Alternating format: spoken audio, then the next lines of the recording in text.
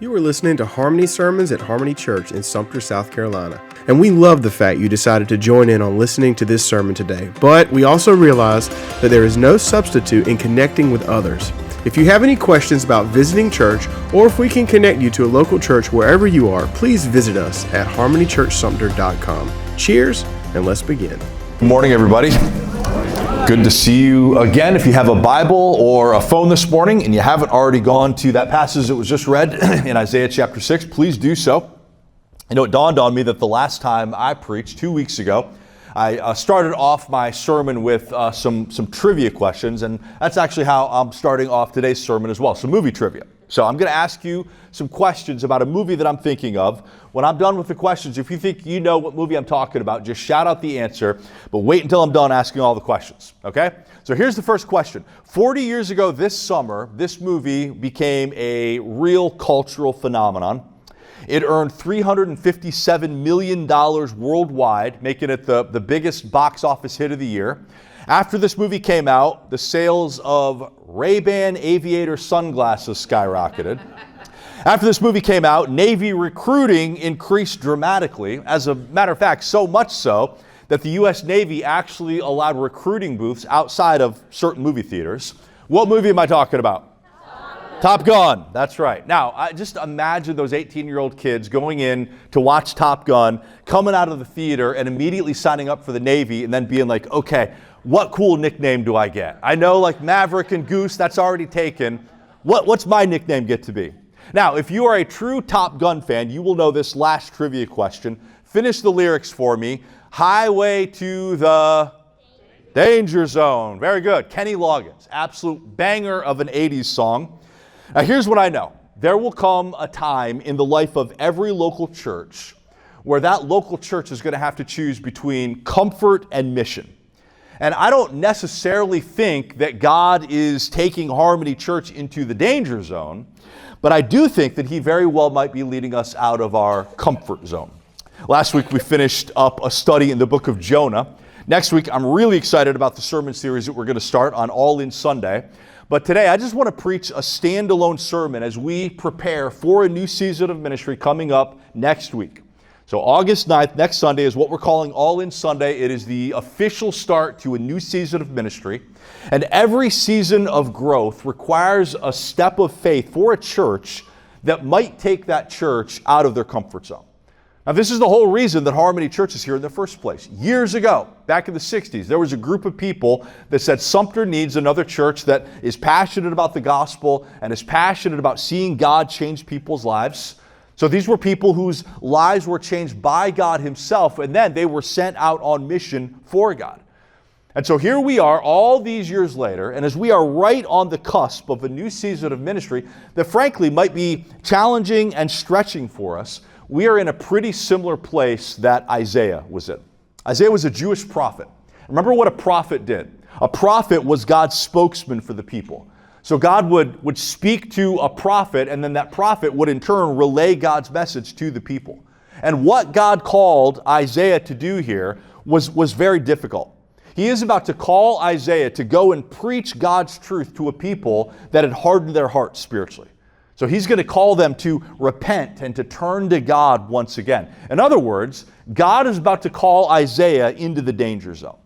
And what we see here at the beginning of chapter 6 is that Isaiah was ministering in a very difficult time of transition. Notice what it says in verse 1. In the year King Uzziah died.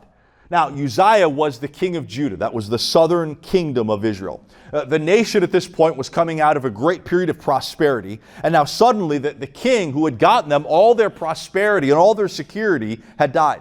And so the people are no doubt panicked because they no longer have any kingly leadership. Like this was a scary, difficult, challenging time. Sounds a little bit like the time that we live in, right? I mean, things are crazy financially.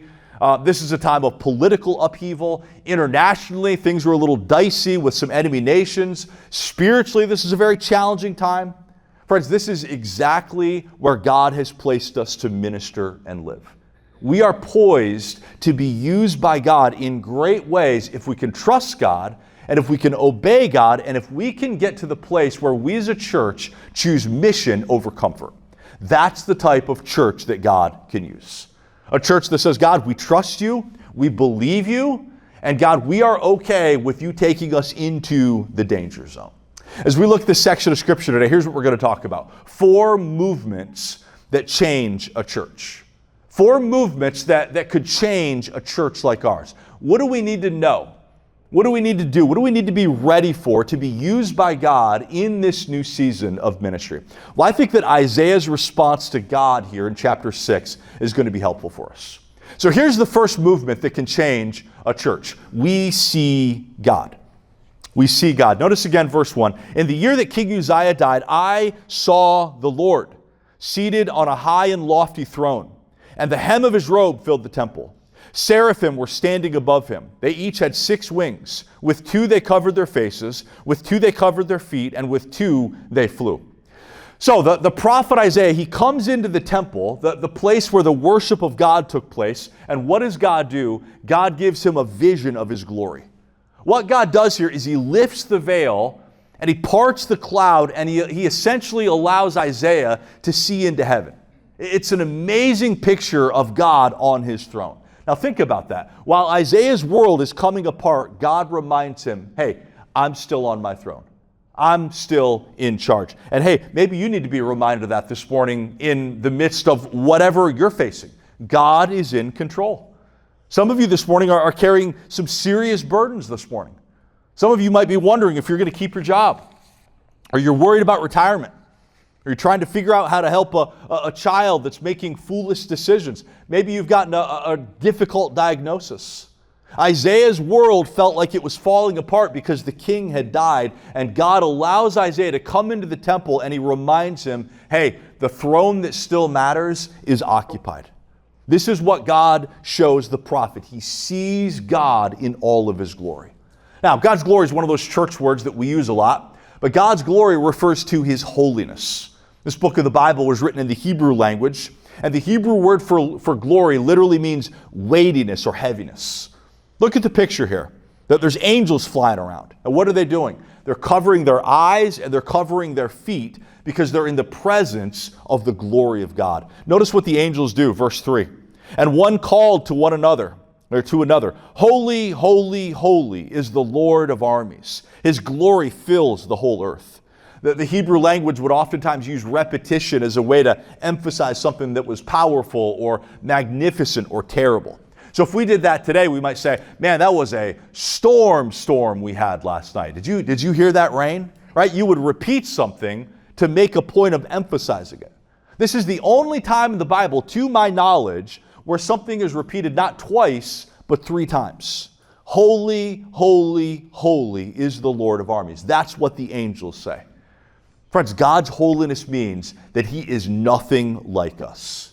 It means that he is utterly perfect in every way. God's holiness is actually terrifying. As a matter of fact, notice what happens in verse 4. It says, the foundations of the doorway shook at the sound of their voices, and the temple was filled with smoke. I mean, if this is us seeing what Isaiah saw, we would be terrified. That's actually how the prophet felt. Verse 5, then I said, woe is me, for I am ruined, because I am a man of unclean lips and live among a people of unclean lips, and because my eyes have seen the King, the Lord of armies. It's hard to even capture what that word ruined means. It's almost like Isaiah knew total humility and devastation between what he saw God was and who he knew he was. The prophet was like, I can't even look upon this.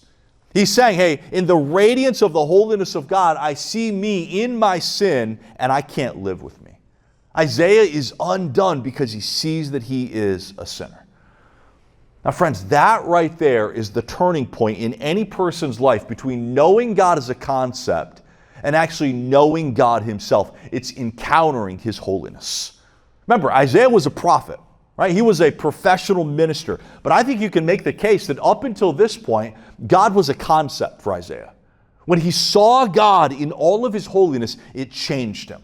At this point in the temple, God became real for Isaiah. One of the worst things that could happen to you is to go through life thinking that God is just like you. Because when your view of God gets smaller, what happens is your standards get smaller too. right? It's a whole lot easier to cut corners at work, or to justify losing your temper all the time, or to compromise your integrity when nobody's watching. It's easy to do those things when you have forgotten that you live every moment of your life before a holy God. It is a dangerous thing to have a picture of God that is anything less than this picture that we see here in Isaiah. Think about it this way. There's a professional baseball player named Max Scherzer. He's a pitcher. He's a very good pitcher. He's a Cy Young winner. He has a condition that affects about 1 out of every 200,000 people called heterochromia, which means he has 2 different colored eyes. We'll put a picture of him up here. Now, when Max was a little kid, this was a cool feature for him. Like, he liked it. So when he was a little boy in school and he would draw pictures of animals, every picture that he would draw of an animal, he would give the animal 2 different colored eyes. He would draw the animal to look just like him. He would draw them in his image. And that's cute and that's fine to do when you're a little kid drawing a picture, but that's what a lot of us do with God.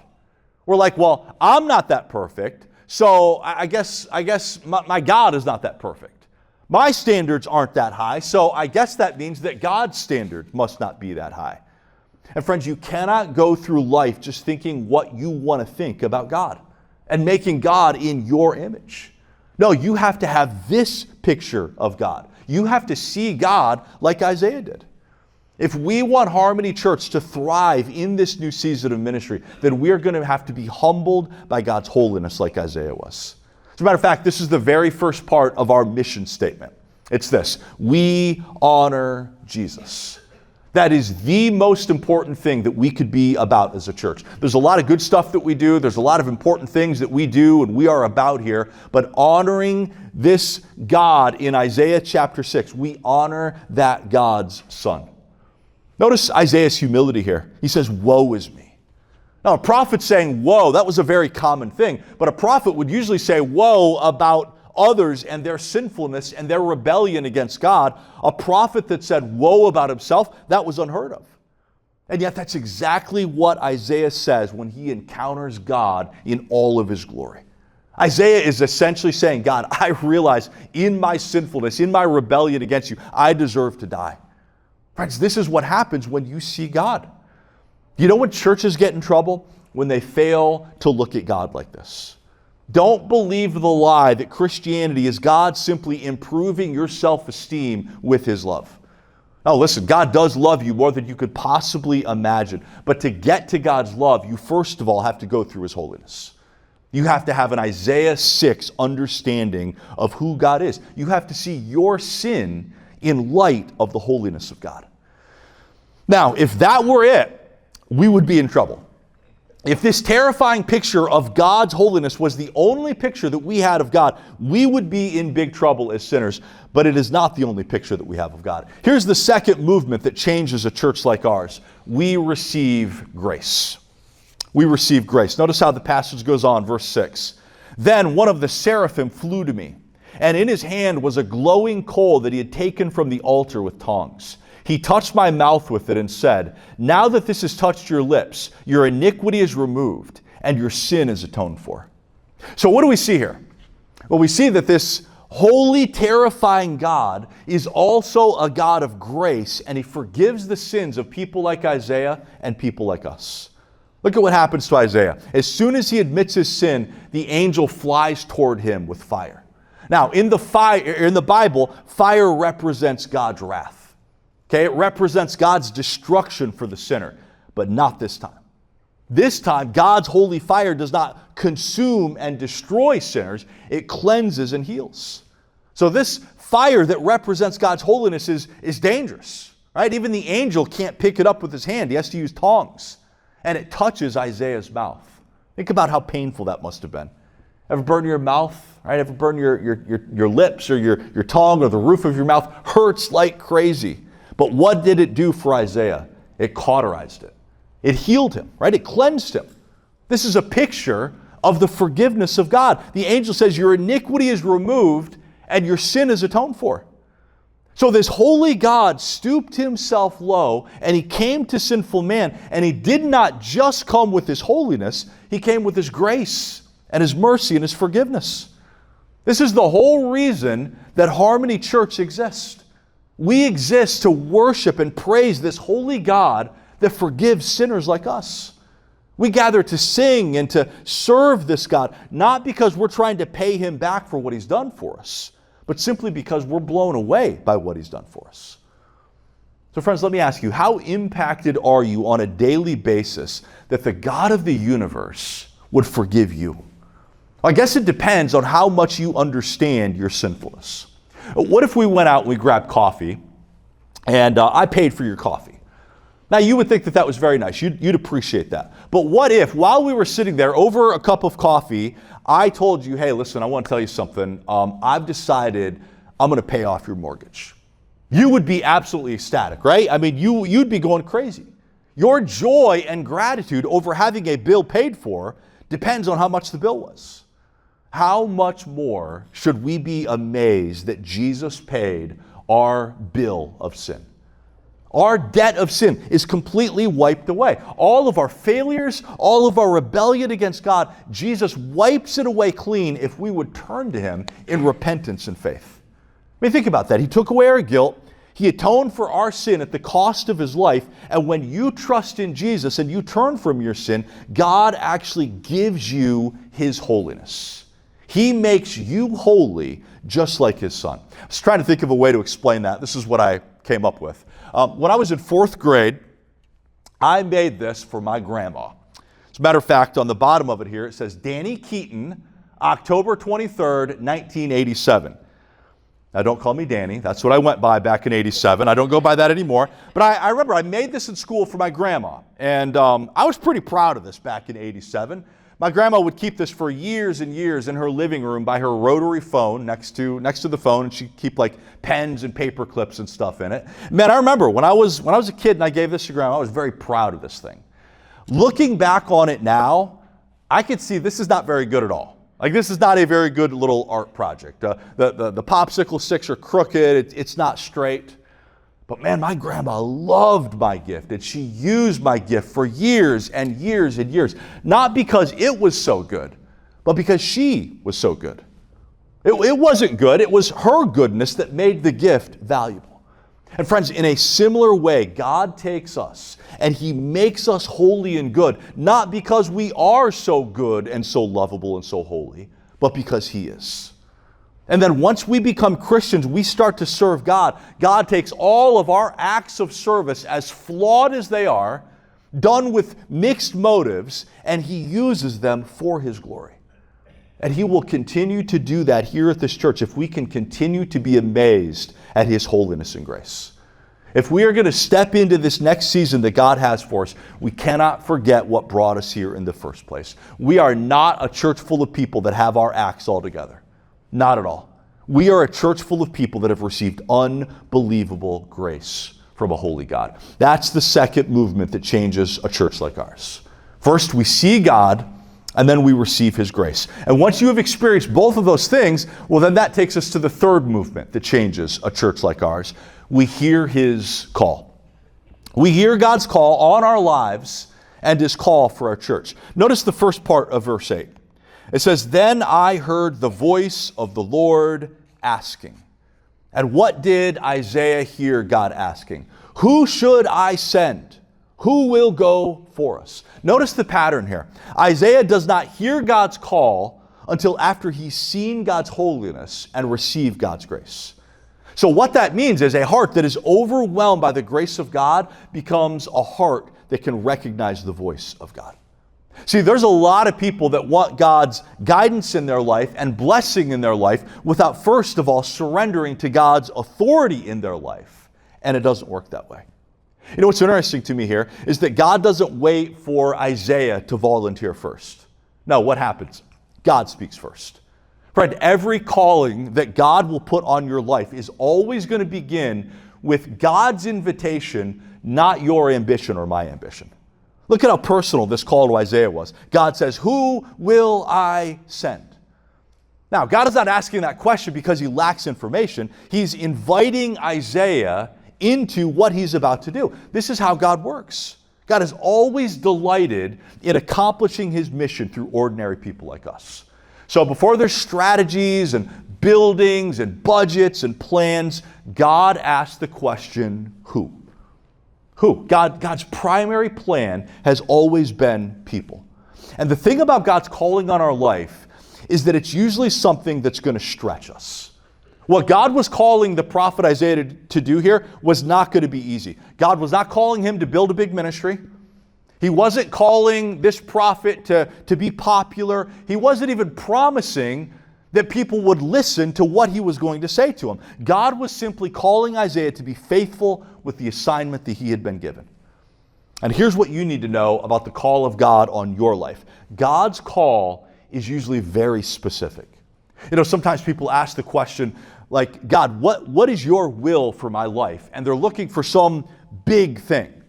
And it's okay to want to know that, but here's the question that I would ask us this morning. Are you already obeying what God has already revealed? And I have pretty bad hearing loss in my right ear. Almost completely deaf in my right ear. Just had terrible ear problems since I was a kid. One of the interesting things about hearing loss is that sometimes people don't actually realize they're losing their hearing because they could still hear noise.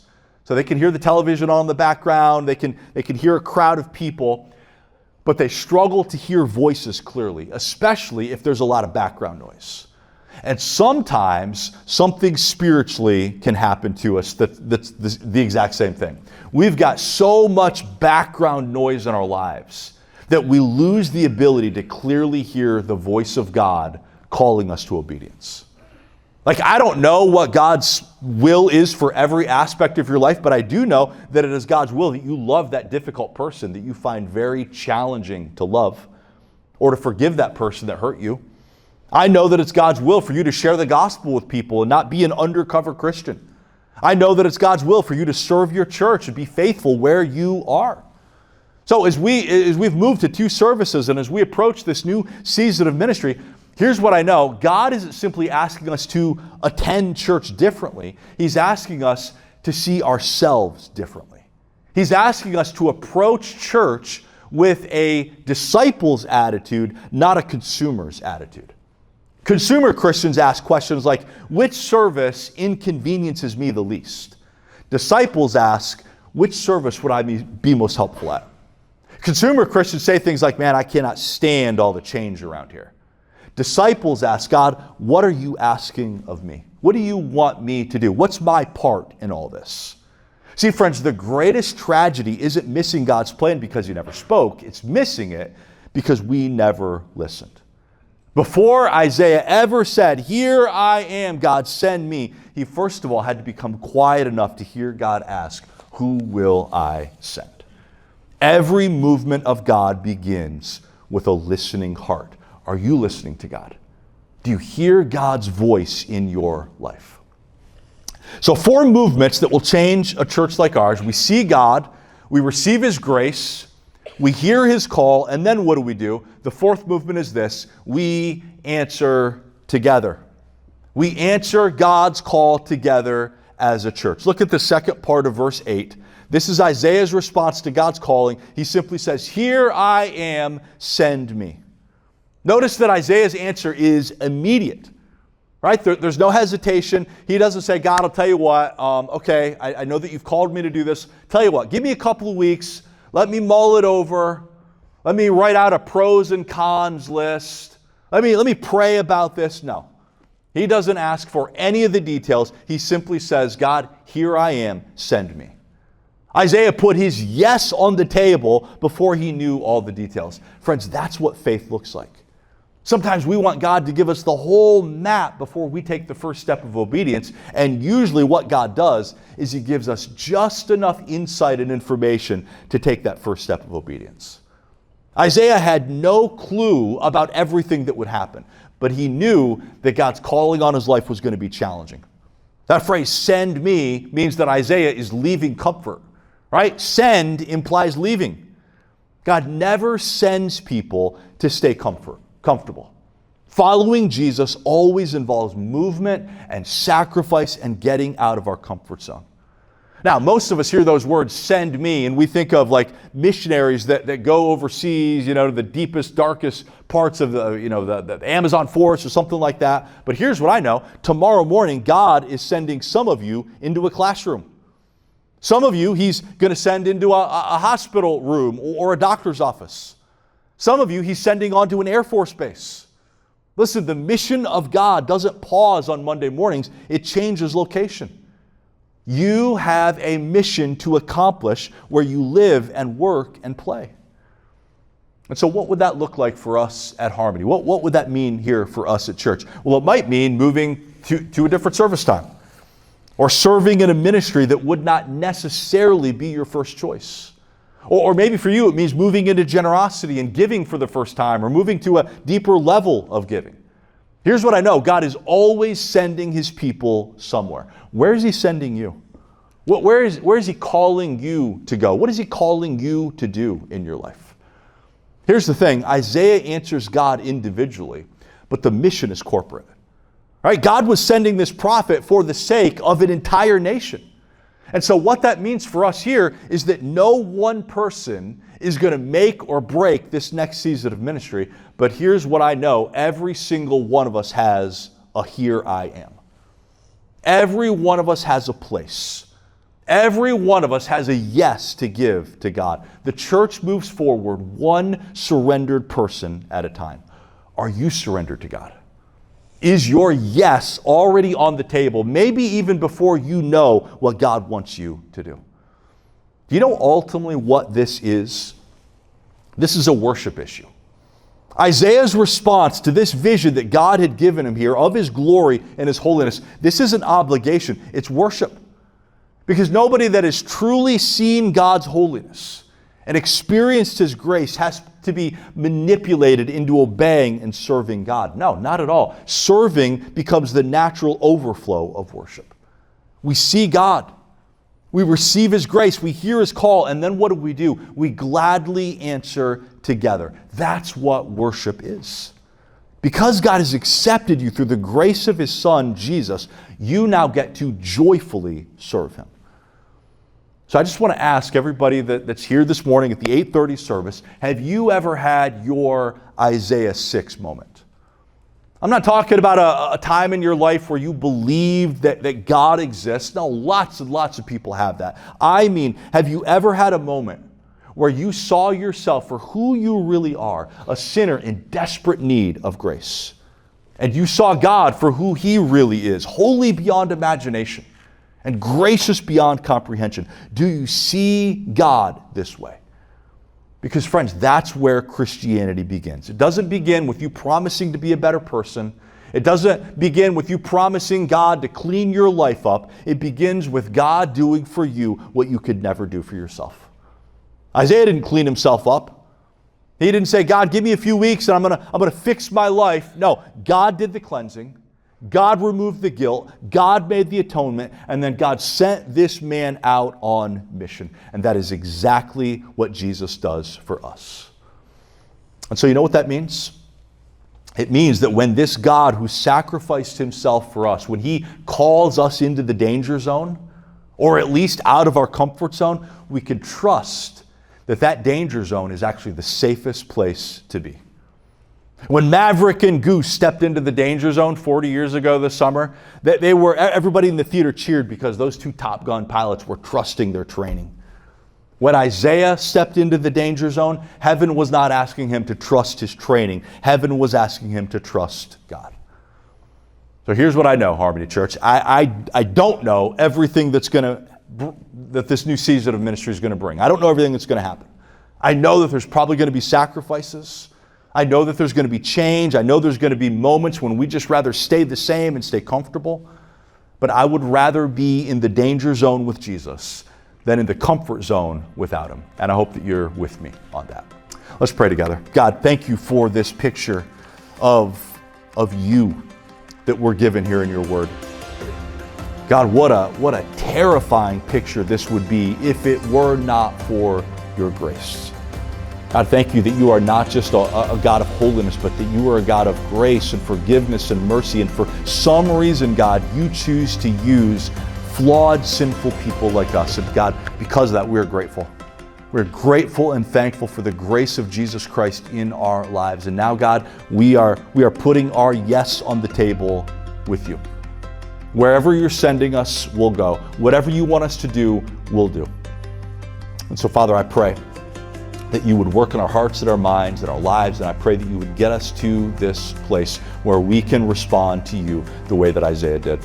God, as we start a new season of ministry next week, I pray that you would be with us. We know that you will. I pray that you would empower us and strengthen us and give us courage. Lord, for my brothers and sisters here this morning that have just burdens in their lives right now, Lord, I pray that you would meet their needs in whatever way you see fit, that you would provide for them in every way.